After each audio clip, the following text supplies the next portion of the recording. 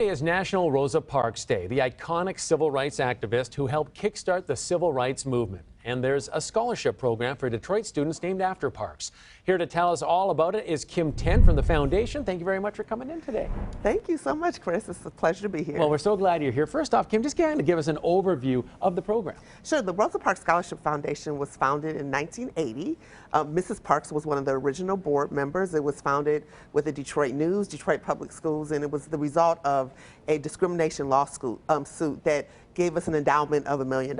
So since then, we've given out more than $2 million in scholarships to more than 1,500 Michigan high school seniors. So impressive. And did I hear Rosa Parks was one of the founding members? She was on the board for many years. In fact, when I was a Rosa Parks Scholar in 1987, and I had the pleasure of actually escorting Mrs. Parks to the luncheon that year. So I went to her home and drove her to the luncheon. Actually, it was the next year.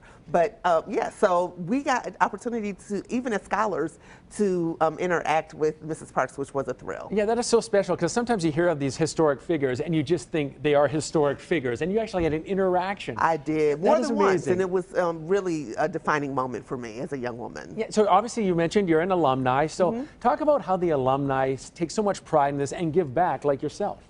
Oh, sure. So I have been a board member for 20 years, and we have a number of alumni who either donate or tell people about it. We have a scholarship here coming up on January 1st. We'll be releasing our next round of applications.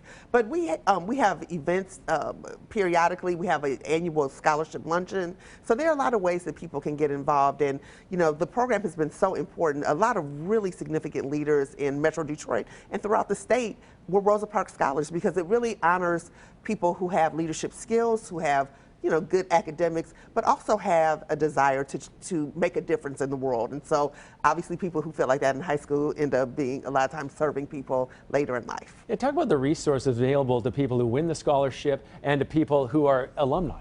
Oh, sure. So we do have, as I mentioned, opportunities for alumni to gather to talk about how they can support this scholarship. But really, for me, for example, I talk about how Rosa Parks, how I had an opportunity to actually meet her, and really just being in that, having that as a credential, that you're a Rosa Parks Scholar. I have had so many people who've come to me and said how much that means to them because they know Mrs. Parks' place in history.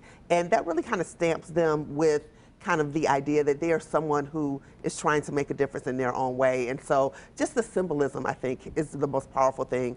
The money doesn't hurt either. You get $2,000 with this scholarship, but certainly just the symbolism of knowing that you are Mrs. Parks' representative in a way to the world. Such an iconic figure. So for any students out there listening, how do they sign up?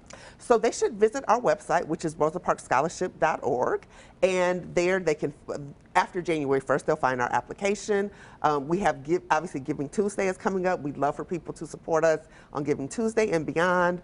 But yeah, they can learn more about signing up for the scholarship by visiting us after January 1st on our website. And the window is open until the beginning of March. And we usually give out about 40 scholarships every year. And we try to be geographically diverse in how we give it out. They're just open to scholars, high school seniors from throughout the state. So you know, it's not just Metro Detroit, although we obviously do want to make sure that Detroit is well represented. Yeah, and just finally, you know, if people want to donate, are you just looking for monetary donations, or can they donate their time or volunteers? Do you ever look for that? Thank you so much for asking that, because that's one of the things that we're really working on as a board, is trying to come up with more volunteer opportunities particularly for our alums, because our alums want to be engaged. So we are working now on trying to figure out how we can better use our volunteers. But if they visit our website, they'll learn more about opportunities to serve, both by donating, and also we'll be having some volunteer opportunities that we're going to list. Kim, thanks a lot for telling us all about that. Thank you, Chris.